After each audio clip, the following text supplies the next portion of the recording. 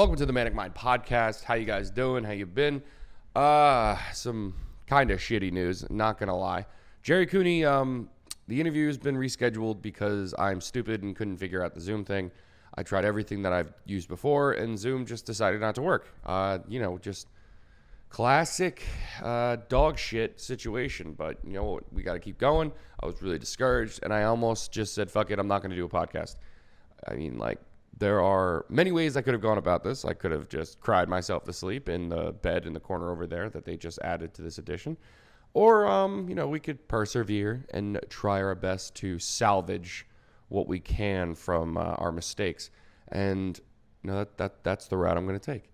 I don't really know what I'm going to talk about too much today. I hope I'm not rambling too much, but I think that we can make something out of this. It might not be as long as the other ones, but we're going off the cuff with this. Also, if my voice sounds shitty, it's because I actually just got over, right after Declan came on the podcast, I actually got fucking bronchitis. Not contagious, nothing along those lines. No one's in danger, any of that bullshit. I asked my doctor. Trust me, I am a little bit of on edge with things like that. So I asked my doctor. My doctor said, you're fine. You weren't contagious. You just, I guess, took a breath and something got in your lungs and fucked you up. So if you hear it in my voice, it's because I'm going to be drinking water every now and then because I'm dying, bro. But yeah, bronchitis just came out of nowhere and destroyed me. I don't know what happened. I started getting sick. I started getting chills and shit like that. And I'm like, what the fuck is going on, bro? This fucking sucks dick. I'm like, no, tell me I got COVID again. And when you start freaking out, and you start thinking, all right, here we go. Do I have that Delta virus? And then the first thing that comes into your head is, okay, Delta virus, India, death. You're like, fuck, bro. Is this really how I'm going to die? And if you're like me, you start to really believe it. You start to freak out. You start to think that, oh, wow, the world is genuinely over. I'm fucked. I'm going to be in a casket soon, because you just jump from one thing, then you go online and you go to WebMD and you start researching your symptoms, and the next thing you know, you've been dead for 6 hours. It's wild, the thought process with these things, because a simple cold, when you go online, will be like, oh, you have AIDS. Yeah, sorry, bro, you have actual AIDS. Don't know what to tell you. That cough sounds a little worse than the average cough. So yeah, AIDS. But yeah, that's a little bit of a cough too. I had to tell certain people when they heard me coughing, because I am somebody who has a cough forever when they get sick. When I get sick, I have a cough for 3 extra weeks past when I've been completely better. When I had COVID, I had a cough for 3 months, and I remember them telling me, they said, until your symptoms go away completely, you're fucked. And I talked to another doctor, a higher, more respected doctor, and they said, no, that's not true. It depends on the person. You are somebody who's prone to getting increased lung fuckery, so that's what you have, and you're going to have a cough for longer than most people, and you just got to deal with it. So, I'm dealing with that now, of course, right after COVID. A couple months later, I get bronchitis, so it's hard for me to catch my breath as much, and, working out is hard. I want to get back to jiu-jitsu. That's one thing that I need to do better. I need to get back into jiu-jitsu. I was fucking really naturally, and I'm not trying to suck my own dick here, but I was really naturally good at jiu-jitsu. I was semi-raised around it. My dad used to do it when I was a kid. I used to go to the training sessions with Master David Adib. Shout out Gracie, New Jersey, in Lebanon, New Jersey. Fucking badass place. Savage motherfuckers. Mickey Gall is from there. Really good friend. Awesome guy. But yeah, I took a hiatus. I did the classic blue belt hiatus. I started out doing it. Got really good. Won some competitions. Became a blue belt, and the next thing you know, life catches up to you. You go through a little spiral, and you just completely forget about the one thing. One of the other only things that make you happy. And it fucks you, bro. Imagine going from being a savage, in shape, and I know some of you motherfuckers can fucking relate to this. Imagine going from a savage, in shape, almost shredded, basically no body fat, and you're choking people out, you're submitting people, you feel like a badass. The next thing you know, you're fucking chubby as fuck, and I feel like my little sister could beat my ass. Like, how does that happen? But you know what? It does. Life happens. So one of the things that I need to do is I need to get off my lazy ass, and I need to start going back to jiu-jitsu. I need to start, incorporating it back in. But I also have the problem of, let's full 100%. It's never like 10%, 25%, 50%. It's like I am fucking all in. Anything I do, I'm going balls deep. And on paper, that sounds good. Like, or maybe not on paper. Maybe it's the opposite. But like when you hear it, it sounds good. Okay, this guy's fully committed. He's always committed to this shit. It's not. It's really fucking not, because then you blow your load. And if one thing goes wrong, you're like, oh, well, all right. I recently heard something about dieting. It's the same kind of way. People who do super restrictive diets, it's great for short-term goals, but it's not a long-term thing. You can't sustain that diet because you're taking away joy from eating. I mean, people say you shouldn't enjoy eating. I shouldn't say all people, but there are a lot of people in the fitness industry who say that. Not a lot of the people I know, because the people I know are fucking smart. Most people on Instagram and shit are fucking dumb as shit. They try to pretend like they know what they're doing, but they're stupid. But yeah, you should enjoy eating. You should.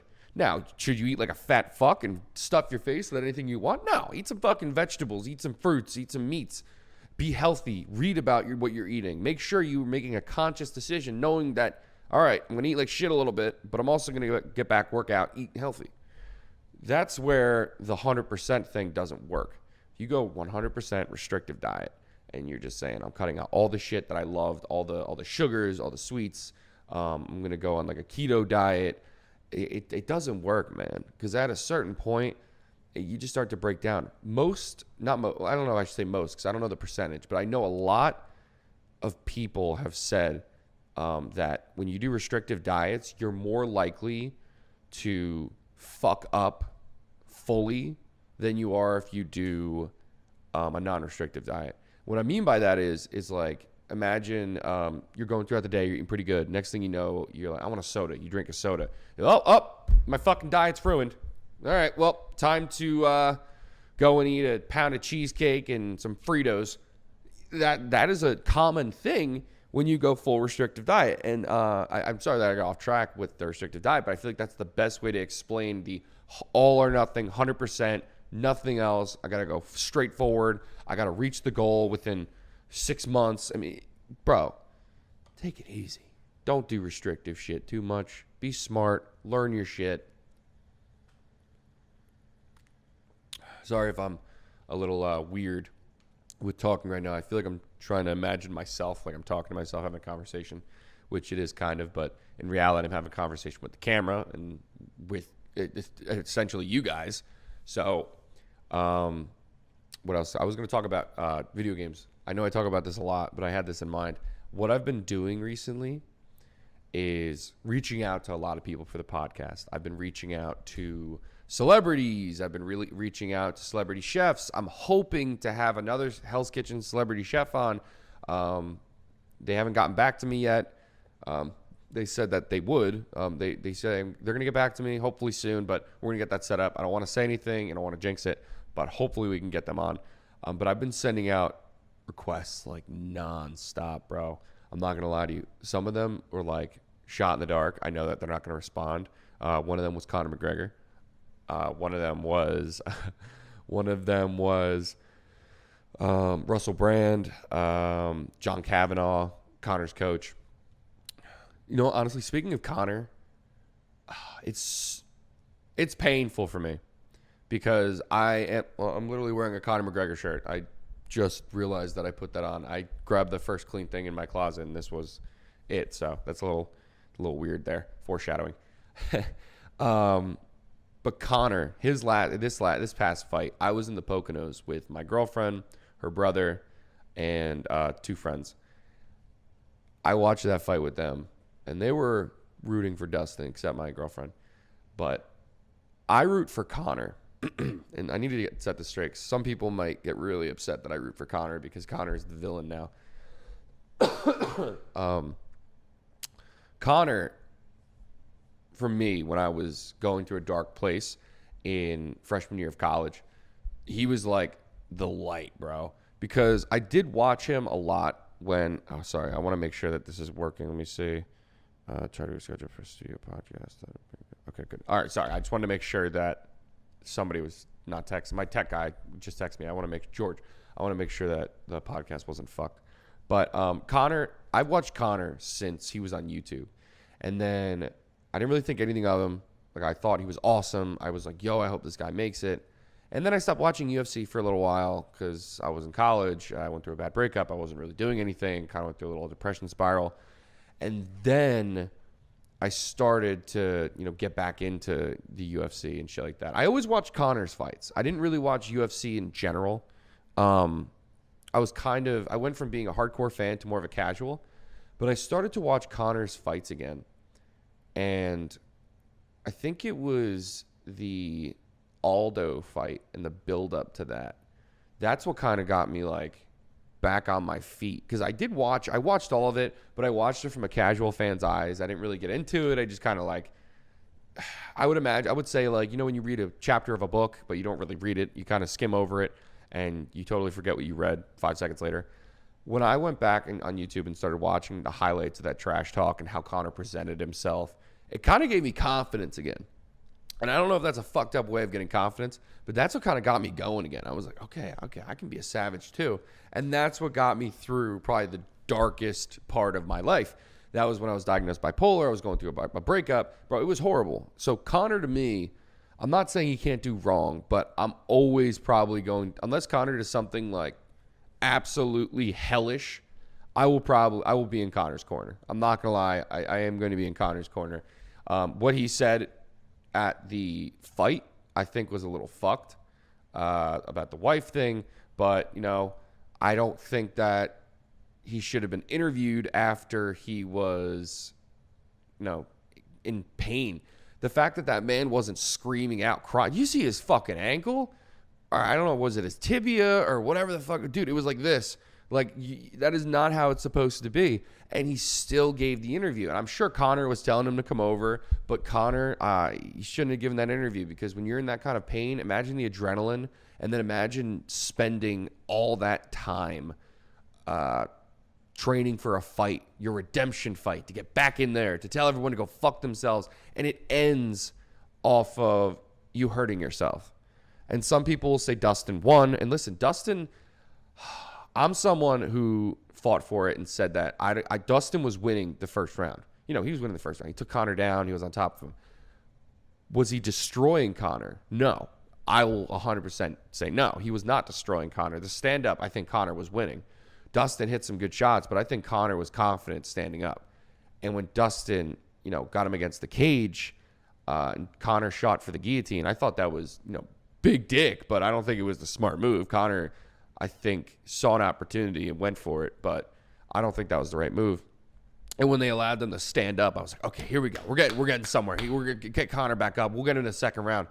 And it was like, on Twitter, oh, God, I have to fucking get off Twitter, man, because Twitter is so irritating because you hear about these fake-ass fans like who just don't like a fighter and won't give them any credit.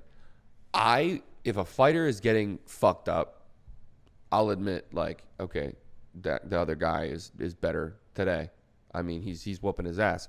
Saying Conor can't compete with the elite guys anymore, I totally disagree with that. Stephen A. Smith is a fucking idiot when it comes to MMA. Total idiot.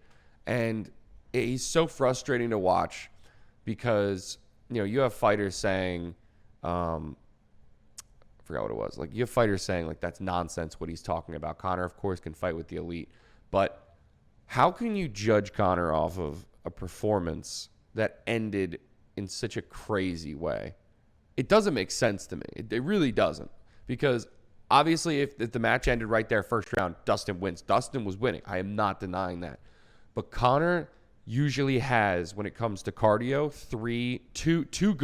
two great rounds, a third good round, and then after that, that's up in the air. You're not gonna. I think that the cardio will start to get to him, but I truly believe the second round, if it stayed on the feet, Conor could have knocked him out.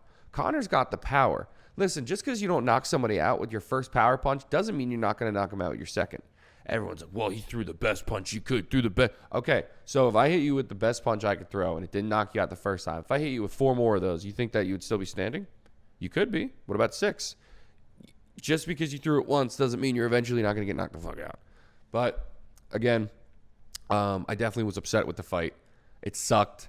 I have to stay off Twitter and shit because the comments and stuff are so bad, especially for someone like me who's a big fan. I'm hoping he eventually would come on the podcast. That would be amazing. But nothing against Dustin.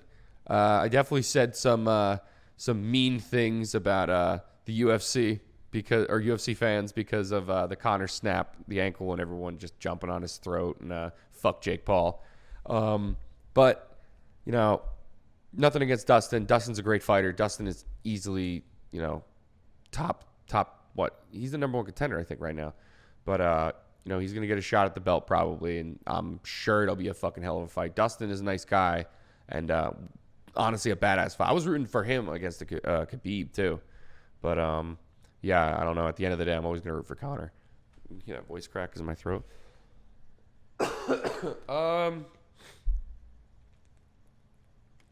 Like I said, this podcast was not supposed to be a solo podcast. Again, I'm going completely off of whatever I'm thinking at the moment. And, at the end of the day, if I can't think of anything else, I'm probably going to end the podcast. I could call this like a Manic Mind Mini, I guess, like a filler kind of thing, which is pretty interesting to go off and do something like that again. Because I used to do that with a YouTube channel that I had for gaming. I would not know what to do, and I would make a little video that's like fucking 5 minutes and be like, hey, it's a mini. But I'm not going to do those often. If they're going to be minis, they're going to be clips from the big podcast because I don't like doing the short episodes. Going off the cuff is hard to do, so this would probably be a short episode, but, it is what it is. I had a lot of good questions for Mr. Cooney, too. Gerry Cooney, if you guys don't know who he is a boxing great. He fought, I don't want to botch this because I'm not a huge boxing person. Like, I don't know boxing really well. I enjoy watching it sometimes. I like watching the old school guys. Like, Gerry Cooney was one of those old school guys who used to whoop ass. I'm not too into, like, new boxing.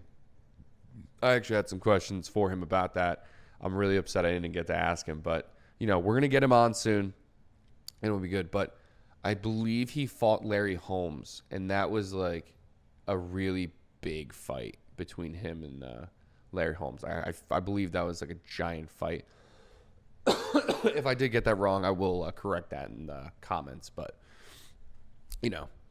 honestly, I don't really have too much to say. I really wanted to just get out there and produce something for you guys because I didn't put something out on Friday. If I didn't put something out today, who knows? I'm going away on vacation next week. I'm going to bring my camera. Hopefully I can do another short like this. Maybe I can have like an hour as opposed to just doing a short because I don't like doing these. They fucking suck.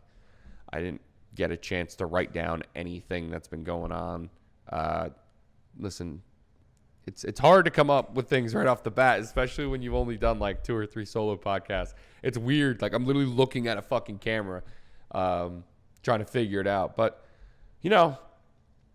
we'll get there. Other than that, thank you guys for tuning in to this really short podcast. I really appreciate you guys.